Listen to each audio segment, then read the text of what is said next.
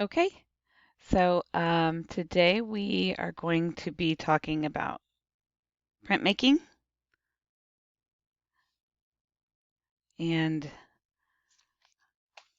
you can follow along in your book if you want. It is chapter 8. So, first of all, a print is an artwork that exists in multiple copies. And then you might hear the term edition, which means a group of prints. So, someone might say, which edition is this? And then an AP is another, I guess that's an abbreviation for artist proof, which is kind of like a test run that an artist would do before they put out the ones that they're going to sell.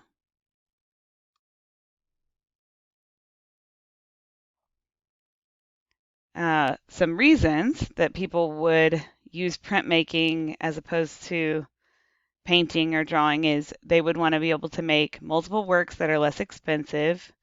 Um, they might want to influence social causes, and maybe they're just interested in the printmaking process as a whole. So the first type of print is called a relief. There are a few different kinds of relief that I'll get to in a minute, but basically the artist would cut away parts that are not meant to get the ink, and then the parts that get the ink, the parts that are not cut away are the parts that have the ink when you make a print. So think of like a fingerprint or tire tracks. And my hope is that you guys will go back and open this PowerPoint from your lessons and watch these videos. They're very important for you to understand the different types of prints. But for some reason, I can't play them for you and have you hear them at the same time. So there are 3 types of relief that are talked about in your text. They are woodcut, wood engraving, and a linocut. This one is in your textbook by Kirschner. So the woodcut, these are the oldest relief prints. They are usually done in soft wood, and the wood is cut along the grain, so going the same direction as the grain of the wood. And they were very popular in Japan from the 17th to the 19th centuries. Then you have wood engraving, and these were most commonly used in 19th century book illustration, and it would be done on the end of a piece of wood as opposed to going along with the grain.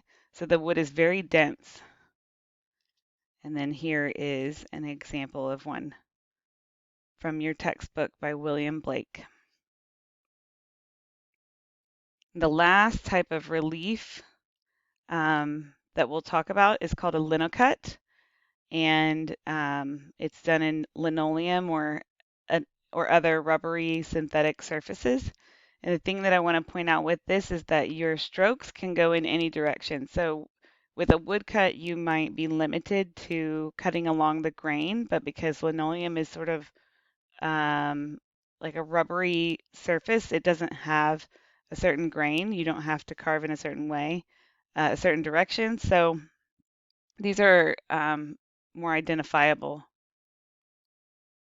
Okay, the next type is called intaglio printing, and it's the opposite of relief printing. So in relief printing, you carved away part of it, and then the ink would only be on the part that is still sticking out. With intaglio, the grooves are what has the ink. So you would carve away, put the ink on, and then wipe the ink off the top layer so that there's only ink in those tiny um, places where you've carved. So the grooves have the ink in intaglio printing. And another reminder, I want you guys to watch these videos. So these are the types of intaglio: engraving, dry point, and etching, and aquatint.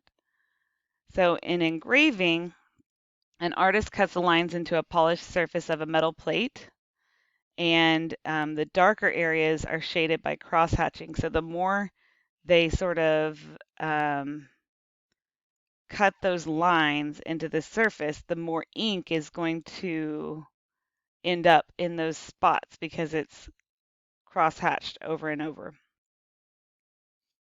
This is a very famous engraving here. And then we have dry point. This one is similar to engraving, but it's done with a soft copper or zinc plate, and it's carved with burr. And so it has kind of a rough, or I'm sorry, it creates a burr, which is like a rough edge. Um, and when you make the print, it makes it look slightly blurry. And I want to just flip back to this other engraving.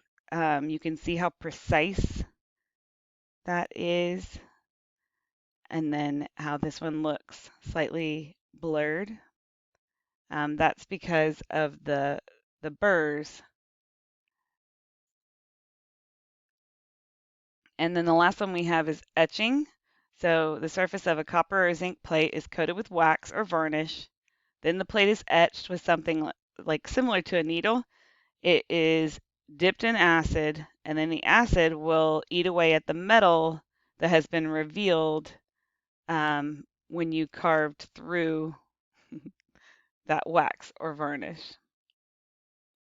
And one other thing I just wanted to point out is that an aquatint is an etching process that's used to obtain gray areas in black and white or color prints. And you can read about that on page 135 of your textbook. Okay, the next type of printmaking is called lithography. And a lithograph is often hard to tell the difference between that and a crayon drawing because the tools are very similar. You start with a thing called a lithocrayon, and you draw on a flat limestone surface. The stone is then chemically treated with gum arabic and acid, and it sort of like affixes or attaches that drawing to the stone. Then the surface is dampened and inked, and the ink will stick to the greasy area of the image where it's been drawn. You put a piece of paper over it, and then you run it through a printing press. So you guys are familiar now with Toulouse-Lautrec. He was one of the options for your essay a few weeks ago. This is a lithograph done by Toulouse-Lautrec that is in your textbook. Another type of printmaking is called stencil and screen printing.